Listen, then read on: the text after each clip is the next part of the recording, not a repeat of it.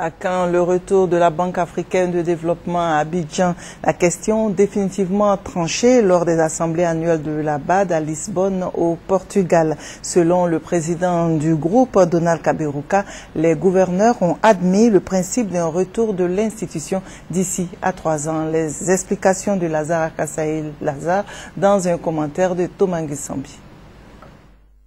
Le président de la BAD a été clair. L'institution se donne encore 3 ans en Tunisie, mais peut à tout moment au cours de cette période retourner à Abidjan. Toutefois, estime Donald Kaberuka, les autorités de la banque entendent satisfaire à une exigence essentielle, la réhabilitation des bâtiments, services et installations à Abidjan. Nous allons commencer immédiatement la réhabilitation du bâtiment qui avait été interrompu, comme vous le savez. Et ainsi que celui de la cité BAD.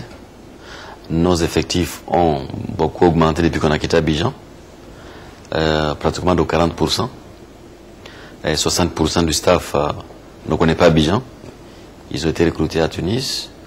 Donc il faut gérer tout ça dans la sérénité, une bonne planification.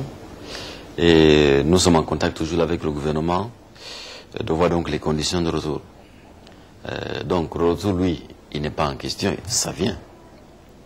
La banque revient à Abidjan, mais ça sera un retour ordonné, suivant donc une condition objective de faciliter Abidjan.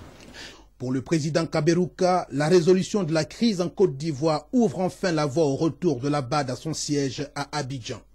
Un retour très attendu par les autorités ivoiriennes qui se déclarent toutefois satisfaites par la décision du comité consultatif des gouverneurs sur la relocalisation temporaire à Tunis pour une période de 3 ans.